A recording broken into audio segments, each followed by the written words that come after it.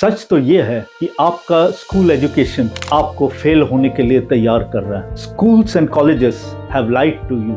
आपको ये बताया गया कि स्कूल एग्जाम्स का प्रेशर शांति से विदाउट डिस्टर्बेंस सॉल्व किया जाता है, लेकिन जब रियल लाइफ क्राइसिस आपको हिट करता है, चाहे वो बिजनेस में हो या फैमिली में हो, तो आप उसको हैंडल नहीं कर पाते हो, क्योंकि ये क्राइसिस एक एम्बुश की तरह है। फौज में एम्बुश कभी भी हो सकता है, आइडियल सिचुएशन कभी नहीं होता है, और हर एक मिनट क्वेश्चंस बदलते रहते हैं। आपका दिमाग फ्रीज होता है because you have been trained for comfort and not for combat. आप फ्रेजाइल है, और जब तक आप अपना मेंटल फ्रेमवर्क नहीं बदलोगे, लाइफ का प्रेशर आपको कच्चा चबा जाएगा।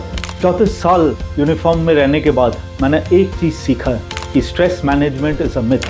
आप तूफान को कंट्रोल नहीं कर सकते हो, पर आप ये यकीन कर सकते हो कि आपकी किश्ती कितनी मजबूत है। आर्मी में हम किताबी बातों के ऊपर यकीन नहीं करते, बल्कि हम ट्रेन करते हैं स्ट्रेस इनोकुलेशन के थ्रू। आर्मी में हम प्रेशर को भगाते नहीं, बल्कि उसको नॉर्मल बनाते हैं। जब आप फौज ज्वाइन करते हो, तब से लेके सब तरीके के ट्रेनिंग में हम स्लोली प्रेशर के डोज को इंक्रीज करते हैं, जैसे कि स्लीप डिप्रिवेशन, जैसे कि टाइम प्रेशर और फिजिकल स्ट्रेस।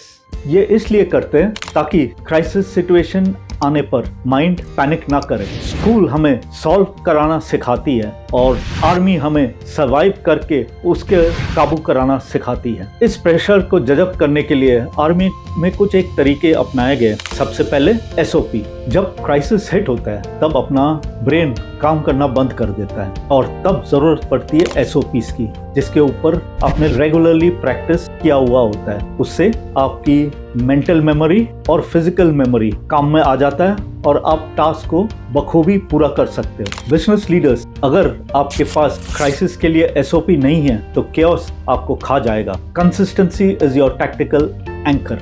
अगला तरीका है कि आप टारगेट को break it into smaller parts. जैसे फॉर एग्जाम्पल क्राइसिस हो रखा है, तो आप ईयरली टारगेट के ऊपर मत सोचो, आप सिर्फ आपके इस महीने के टारगेट के बारे में सोचो।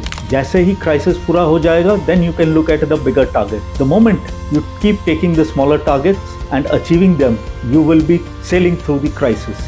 अगर आप पूरी प्रॉब्लम को एक साथ देखोगे, तो आप ओवरवेल्म हो जाओगे। Break it down, focus on the next move and not on the whole war. तीसरी इंपॉर्टेंट थिंग क्राइसिस में मैनेज करने के लिए कि स्पीड ओवर परफेक्शन, यानी कि अगर आप 70% एफिशिएंसी पे भी टाइम पे टास्क पूरा कर सकते हो, it is much better than 100% efficiency में आप काम करो लेकिन टाइम के बाद उसको करो। तो लाइक दे से 70% clarity in time is much better than 100% clarity but delayed. क्योंकि याद रखना, बैटलफील्ड किसी के लिए वेट नहीं करता। So doing the task time पे इज वेरी इंपॉर्टेंट।